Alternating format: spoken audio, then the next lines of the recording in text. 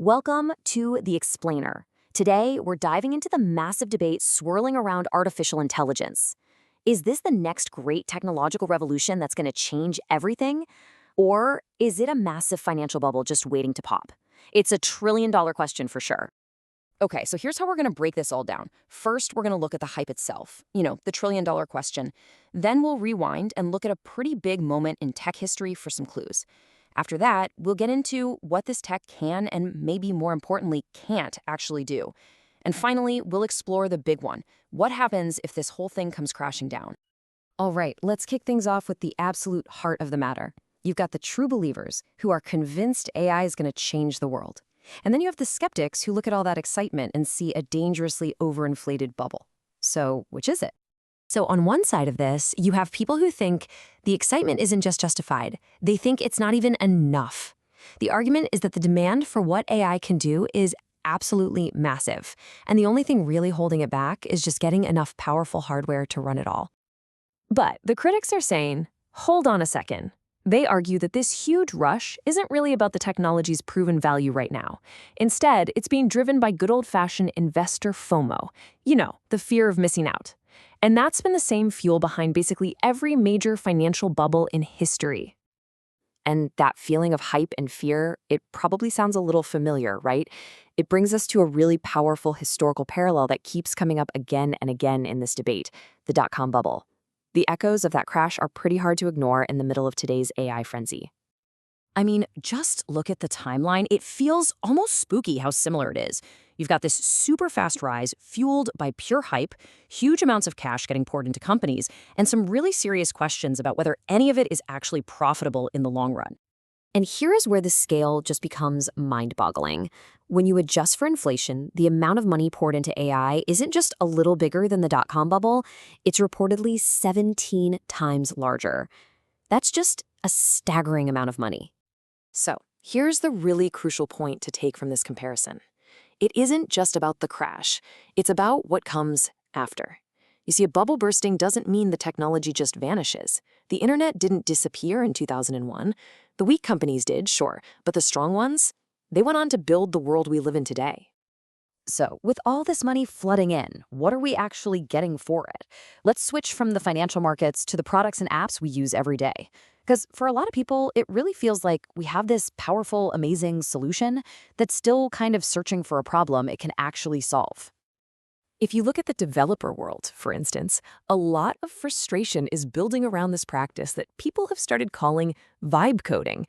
It's basically when you tell an AI the vibe of what you want, and then you just copy and paste whatever code it gives you, without really understanding it. And this is having some very real consequences.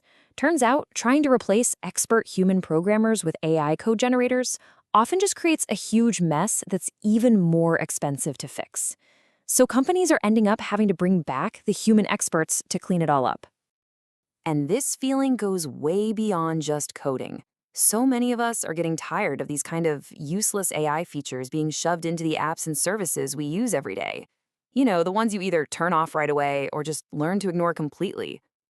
And in some cases, these features aren't just useless. They actually make the product worse. This example from Google Maps is just perfect. An AI-powered feature that gives you a slower route. It really makes you question the return on all this massive investment. Well, it turns out that all this frustration, it isn't just a feeling. It's actually backed up by hard science. All of these half-baked features point to a much deeper issue. A huge study from MIT and other top universities put AI to the test to see what it really understands about the world. And the results? Well, they were pretty eye-opening. Okay, so just take a look at this. The study used this whole new suite of tests designed to see how well something can learn and adapt to new situations. And the results are pretty stark. You can see on the chart that humans scored an average of almost 94% accuracy. The absolute best AI models, they couldn't even break 50%. That's a massive, massive gap. So the study dug into why the AIs were failing so badly, and it found some really core limitations. AIs are terrible at designing experiments to learn new things. They just match patterns instead of truly understanding cause and effect. And maybe most importantly, they can't update what they believe when they get new information. So when the rules of a game change, they're just stuck. And this table really shows you just how bad it can get. I mean, look at the biggest names in AI, models from Google, OpenAI, Anthropic. When it comes to just noticing that something in their environment has changed, they fail between 77 and 93% of the time. They are basically blind to change, which is, a pretty fundamental part of intelligence. So, when you put the crazy financial hype together with these very real, scientifically proven limitations, the idea that this bubble could pop starts to feel, well, pretty plausible. And that brings us to our final section. What would life actually look like after the pop? Well, it's really a mixed bag.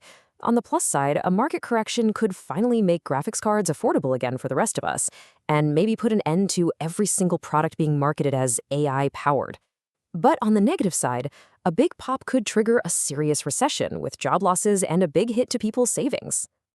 But the really crucial thing to remember here is that the technology itself will almost certainly stick around, just like the internet did.